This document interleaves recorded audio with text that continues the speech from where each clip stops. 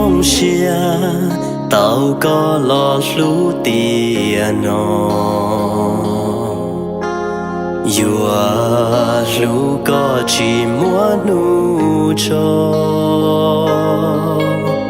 chỉ bu có lú qua mua lo Yua lú có mu ta tiền nó cố rong xia tao có lo ua cửa tù Yua có chỉ muốn nôn đu Yua chỉ bu có nhua xia Yua lu có tan thọ lu xia Chỉ lu mu có gió nụ tua Yua chỉ mua lên từ chia tàu Vì do có sự thiết do cu lu nên Do chỉ mua có cu yua chỉ ua nên rong xia tao có lo gió cu li Yua lu có lắng mùi chi Yua chín thu mù li Yua tròn đại có Yua lu có mù ta tiền nó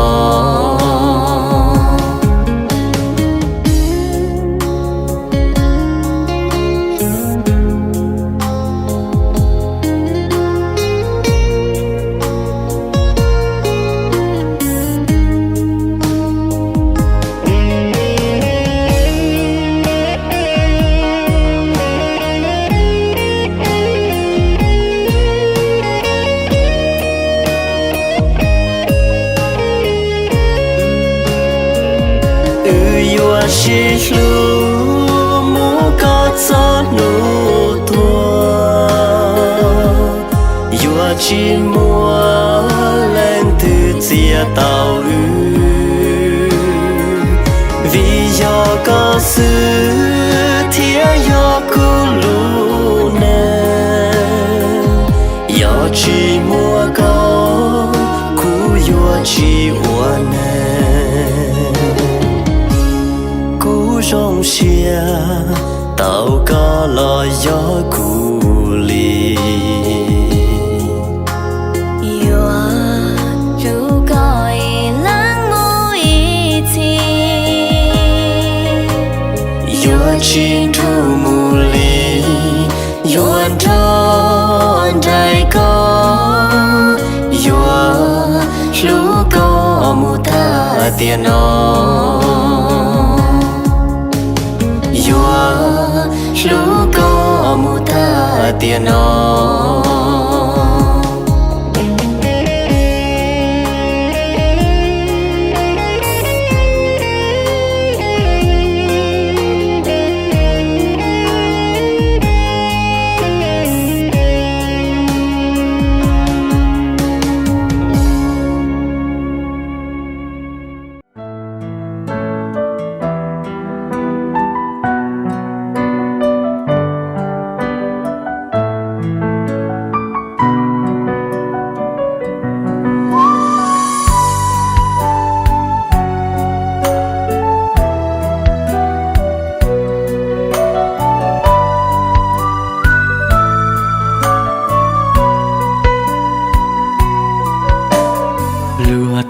lao hai tia mong rong thia tao xin chi cố ý tự yên chín chẳng ly chỉ nô cũng chỉ còn cố thiên lý bao cho tia có gió cụ lù nè lừa tề lao hai tia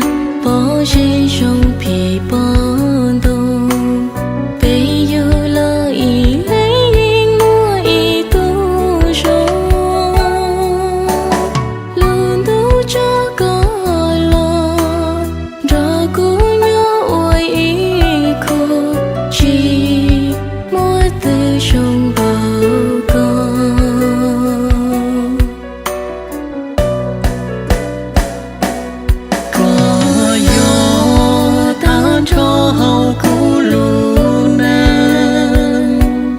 có ý lần thì gió của gió xia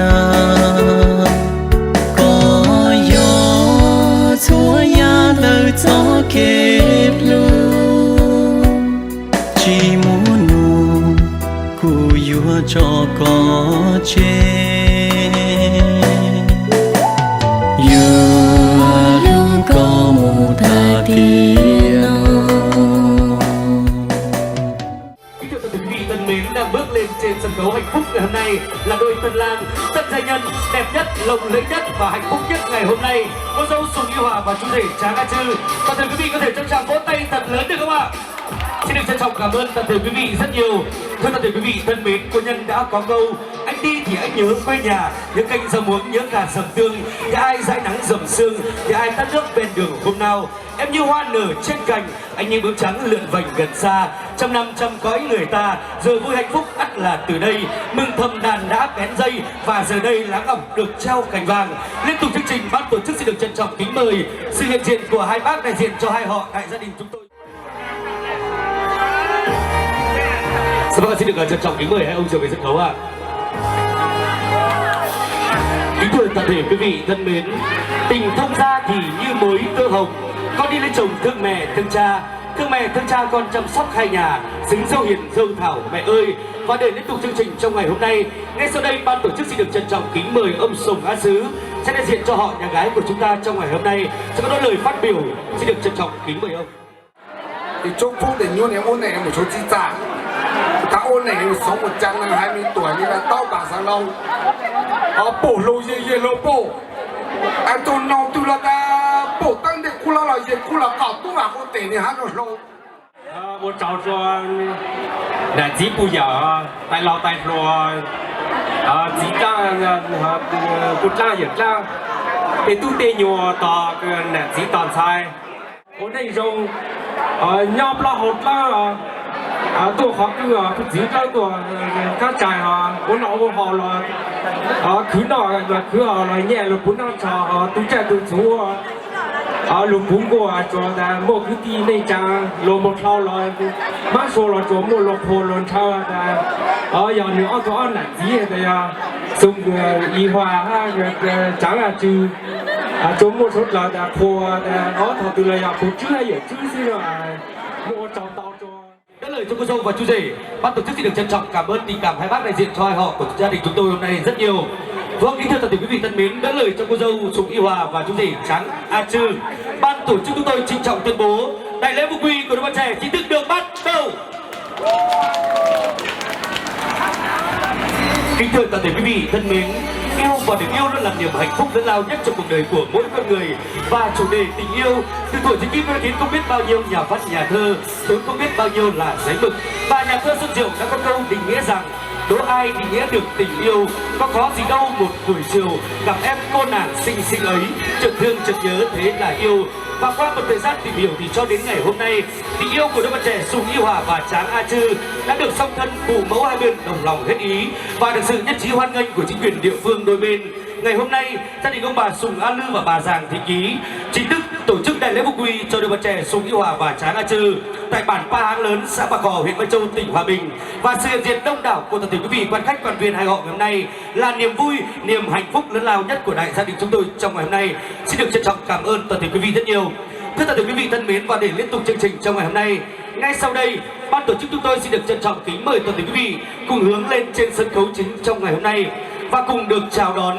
những món quà vô cùng có ý nghĩa mà bậc thân sinh của cô dâu Sùng Y Hòa và bà nội của cô dâu Sùng Y Hòa sẽ có những món quà vô cùng có ý nghĩa dành cho con gái và con rể của mình. Trước tiên, ban tổ chức xin được trân trọng kính mời bà nội của cô dâu Sùng Y Hòa chính thức bước lên trên sân khấu có món quà dành riêng cho con cháu rượu của mình. Xin được trân trọng kính mời bà.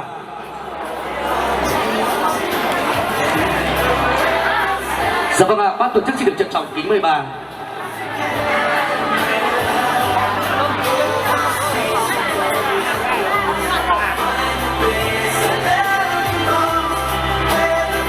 Toàn thể quý vị có thể cho chào vỗ tay thật lớn để chào đón phần quà này được không ạ? Xin được trân trọng cảm ơn toàn thể quý vị rất nhiều.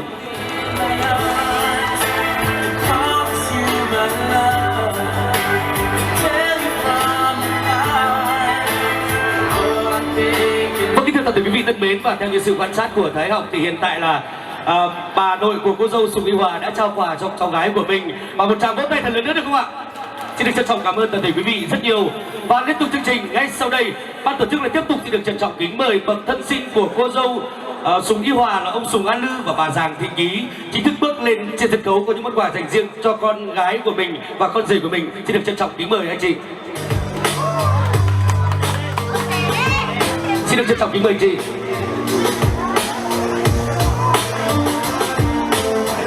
Dạ vâng, kính thưa toàn thể quý vị thân mến, trong khoảng thời gian vừa qua, công việc vất vả nhất của đại gia đình nhà gái chúng tôi cũng như đại gia đình nhà trai đó là công tác chuẩn bị cho chương trình tổ chức đại lễ phục quy cho đôi bạn trẻ ngày hôm nay. Và sự hiện diện đông đảo của toàn thể quý vị quan khách quan viên hay họ trở về hôn trường cưới hôm nay là niềm vui, niềm hạnh phúc lớn lao nhất của đại gia đình chúng tôi trong nay. Và trong thời gian vừa qua, để cho chương trình tổ chức đại lễ phục quy ngày hôm nay được diễn ra thành công tốt đẹp với những món quà vô cùng có ý nghĩa mà bậc thân sinh của cô dâu cũng như là chú rể dành riêng cho các con của mình. Và món quà đầu tiên, món quà vô cùng có giá trị lớn, ngay sau đây ban tổ chức xin được trân trọng kính mời bậc thân sinh của cô dâu Sùng Y Hòa là ông Sùng An Lư sẽ có món quà dành riêng cho con gái của mình là một chiếc xe ô tô Grand i10 phiên bản 2022. Xin được trân trọng kính mời. Và với món quà vô cùng có ý nghĩa này, xin được trân trọng kính mời chú rể Tráng A Chư là con rể của đại gia đình nhà gái tôi trong ngày hôm nay sẽ trực tiếp nhận món quà vô cùng có ý nghĩa này. Xin được trân trọng kính mời và những tràng vỗ tay từ toàn thể quý vị đâu ạ. Xin được trân trọng kính mời. Vâng, kính thưa toàn thể quý vị thân mến, với món quà vô cùng có ý nghĩa là chiếc xe Grand i10 phiên bản 2022 là một chiếc xe rất hiện đại và tân tiến. Chắc chắn rằng là chiếc xe này sẽ là những người bạn đồng hành trên khắp mọi nẻo đường cùng cô dâu và chú rể xây đắp hạnh phúc tương lai. Xin được kính chúc cô dâu và chú rể chúng ta sẽ trăm năm hạnh phúc với những món quà vô cùng có ý nghĩa mà bậc thân sinh của mình dành riêng cho đôi trẻ trong ngày hôm nay. Vâng, xin được trân trọng kính mời và những bó hoa tươi thắm dành riêng cho con rể của mình ạ. Thưa quý vị thân mến, và trong niềm vui hạnh phúc hân hoan của đại gia đình chúng tôi trong hôm nay, khi lên trên sân khấu trao quà cho con gái rượu của mình thì bà Giàng Thị Ký, theo như thầy học quan sát thấy là tay của chị rất run ạ, rất run. Chính vì vậy ở phía dưới có thể cho chàng vỗ tay thật lớn để động viên được không ạ? Vâng, xin cảm ơn rất nhiều. Kính thưa toàn thể quý vị thân mến, đi khắp thế gian thì không ai tốt bằng mẹ, gánh nặng cuộc đời chẳng ai khổ bằng cha. Nước biển mênh mông không đong đầy tình mẹ, mây trời lồng lộng chẳng phủ kín công cha. Tần tảo sớm hôm mẹ nuôi con khôn lớn, mang cả tấm thân gầy cha che chở đời con. Trên sân khấu hạnh phúc ngày hôm nay là niềm vui, niềm hạnh phúc lớn lao nhất của cô dâu và chú rể khi được chào đón những món quà vô cùng có ý nghĩa mà từ bậc tân sinh của mình dành riêng cho đôi bạn trẻ trong ngày vui quy hôm nay. Và liên tục chương trình, ban tổ chức xin được trân trọng kính mời mẹ của chú rể Tráng A Chư cũng có món quà dành riêng cho con dâu của mình. Xin được trân trọng kính mời bà trở về sân khấu ạ.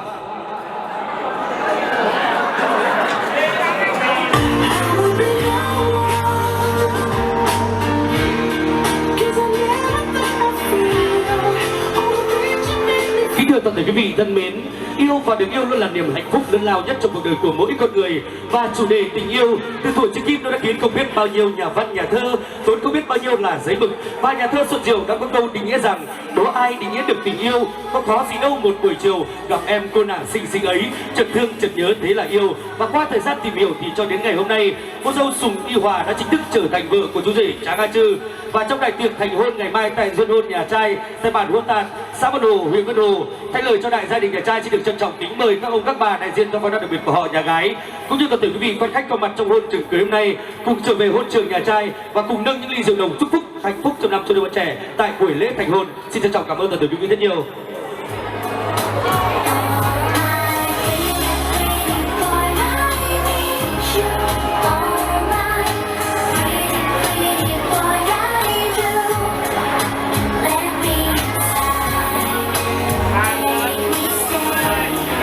Vâng, kính thưa toàn thể quý vị thân mến, và chúng ta có thể cảm nhận được và có thể nhìn thấy rằng là những giọt nước mắt hạnh phúc đã và đang lan dài trên đôi má của cô dâu. Và chính niềm hạnh phúc được vỡ òa trong ngày hôm nay, và đặc biệt nhất là niềm vui khi đại lễ phục quy hôm nay trước sự chứng kiến đông đảo của toàn thể quý vị quan khách quan viên hai họ bốn bên cũng như là toàn thể phái đoàn đặc biệt họ nhà trai họ nhà gái chúng ta cũng có mặt đông đủ trong buổi lễ ngày hôm nay. Xin được kính chúc cô dâu trăm năm hạnh phúc và xin được chúc cho tình thông gia của đại gia đình của chúng ta trăm năm bền vững.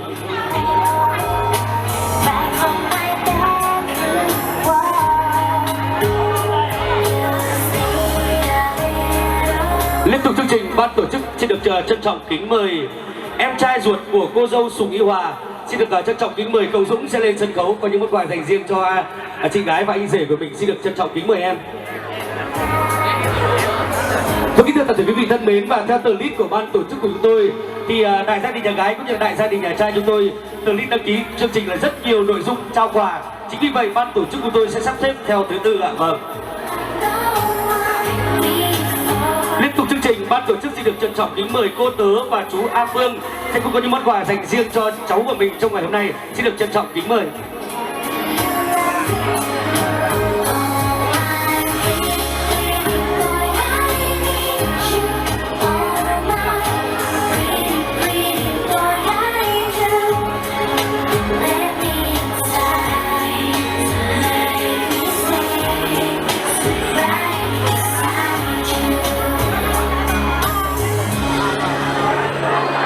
Đi chào vỗ tay thật lớn được không ạ quý vị? Đi chào vỗ tay thật lớn để chào đón những món quà vô cùng có ý nghĩa hôm nay được không ạ? Xin được trân trọng cảm ơn toàn thể quý vị rất nhiều.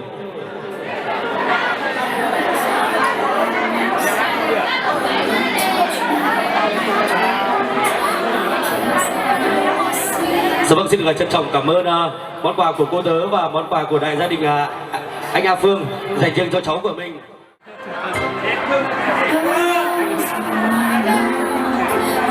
Vâng ạ, thưa toàn thể quý vị thân mến, và như Thái Học đã nói là nội dung đăng ký tặng quà của đại gia đình nhà gái cũng như đại gia đình nhà trai của chúng ta ngày hôm nay là rất dài. Chính vì vậy là ban tổ chức của chúng tôi sẽ bố trí theo trình tự và thứ tự để đảm bảo làm sao các nhà nhiếp ảnh gia và đặc biệt nhất là toàn thể quý vị quan khách ngày hôm nay có những chiếc điện thoại hiện đại nhất, tân tiến nhất có thể lưu lại khoảnh khắc tốt đẹp nhất cùng đôi bạn trẻ trong ngày hôm nay.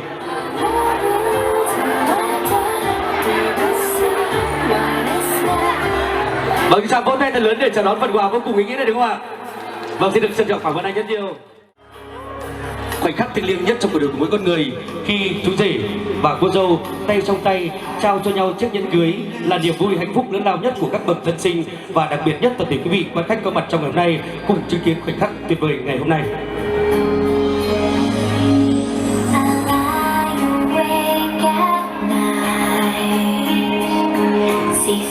Xin được trân trọng kính mời. Vâng ạ, quý vị thân mến ạ, Thái Học xin được trân trọng kính mời đôi bạn trẻ giữ nguyên vị trí ban đầu ạ, giữ nguyên ạ. Vâng ạ, xin được trân trọng kính mời chú rể chủ động tiến sát vào cô dâu một chút ạ, sát nữa đi ạ. Vâng ạ, chú rể của chúng ta rất tự nhiên đúng không ạ? Xin được trân trọng kính mời chú rể sẽ đặt tay lên eo cô dâu. Mấy tay ạ?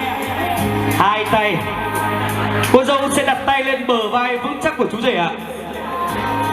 Vâng ạ, khi Thái Học đếm 1, 2, 3 thì nụ hôn mới được bắt đầu. Và đếm 3, 2, 1 thì nụ hôn mới được kết thúc. Để toàn thể quý vị ở dưới có những chiếc điện thoại hiện đại nhất, tân tiến nhất, tiện lưu lại khoảnh khắc tốt đẹp nhất của đôi bạn trẻ trong ngày nay. Và trước khi nụ hôn này được diễn ra thì theo quan sát của Thái Học, ở phía xa xa bên này còn có các cháu nhỏ dưới 18 tuổi. Ban tổ chức đề nghị các cháu nhắm mắt lại để tránh tình trạng lên TV, được không ạ? Quý vị nhất trí không ạ? Vâng ạ. Quý vị đến cùng tôi ạ. 1, 2, 3, bắt đầu. 3, 2 dưới, 1 dưới. Xin được trân trọng cảm ơn cô dâu và chú rể rất nhiều. Và liên tục chương trình trong ngày hôm nay, ngay sau đây ban tổ chức xin được trân trọng kính mời cô dâu và chú rể đôi bạn trẻ của chúng ta sẽ cùng nhau tay trong tay cắt bánh phu thê chiếc bánh hạnh phúc ngày hôm nay. Xin được trân trọng kính mời đôi bạn trẻ.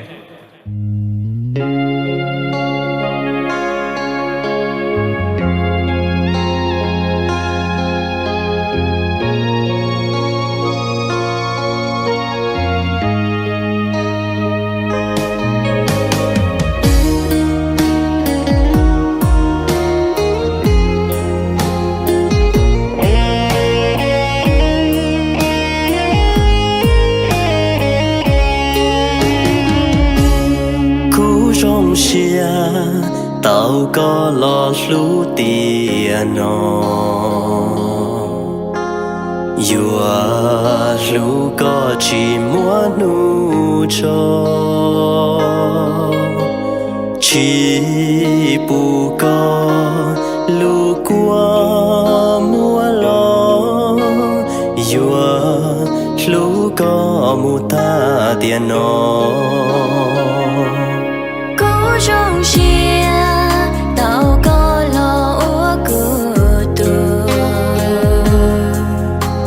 yêu lu có chỉ muốn nôn thu yêu chỉ bu có nhua chia yêu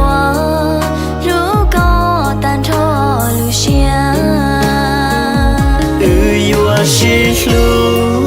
mu có gió nụ tua yêu chỉ mua lên từ chia tàu vì do có sự thiệt do cu lu nên yêu chỉ mua có cu yêu chỉ uốn trong xia tao có lo gió cù lì yêu lu coi lắng ngồi thi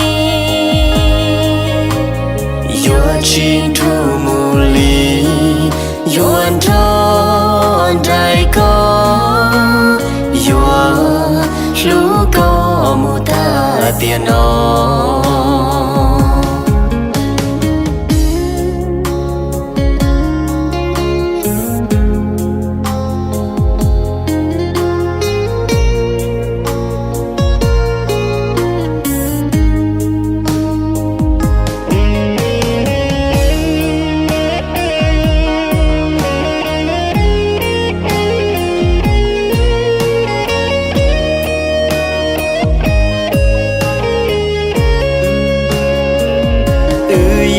chỉ lu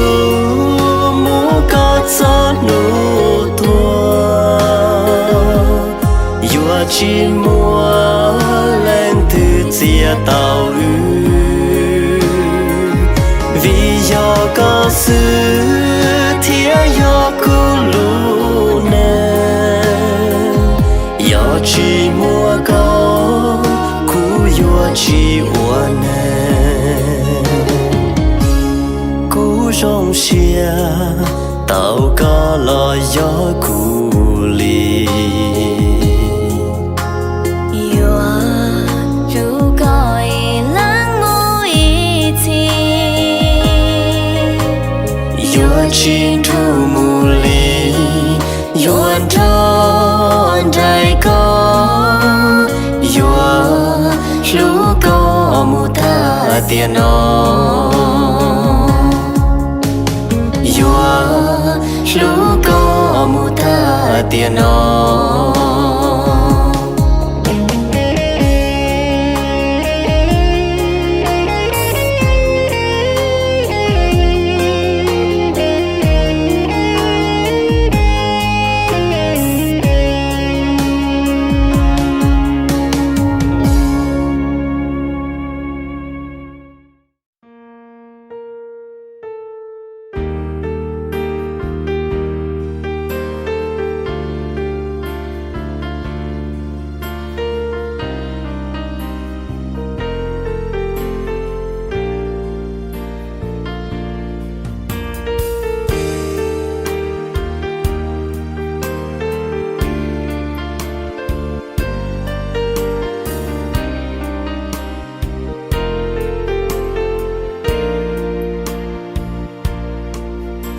dùng chia tiêu cu tàu lo lưu cho câu tàu lo uống có tu xin gờ ôi châu luôn du ôi châu đây à ôi tổ tu nàng chia sông lì cầu ôi châu có nâng mơ tu mình nên chia sông cả lo uống có tu xin gờ yêu thọ lu có một tay chỉ yêu chỉ có một cái yêu chỉ yêu thọ cho luôn trâu luôn du yêu thọ cho luôn trâu đại à để yêu lu có một ta tiền nó chỉ mùa nụ lo lu có chiều chia bề rồi có lâu lâu lo chuyện lu có vì có cho chia lu cũ vì có yêu tu cũ lu ủa trong nơi mơ tu nên cô lu thôi có lu cô li cô lu có yêu lu có sơ mơ ủa có tu nia che cho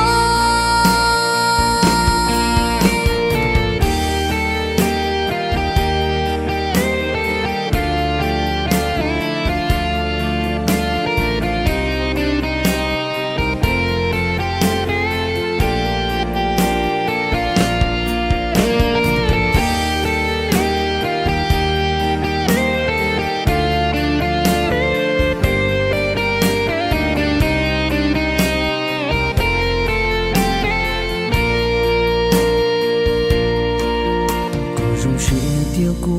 tàu lo lưng cho có tàu lo ua có tu xin gờ ua châu luôn du ua châu đây à ua to tu nàng chia rong li cầu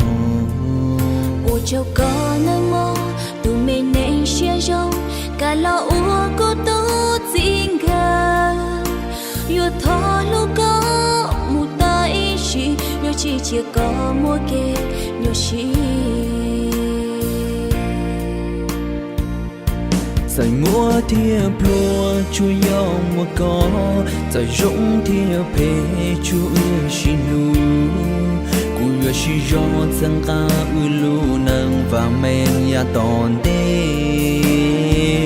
chỉ bu có trái chỉ bu con thấy như chỉ bu có nên chơi lu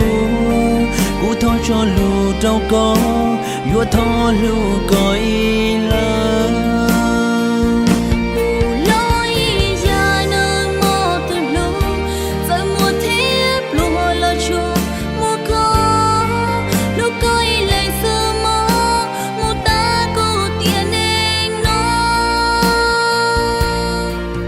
coi lên sương mơ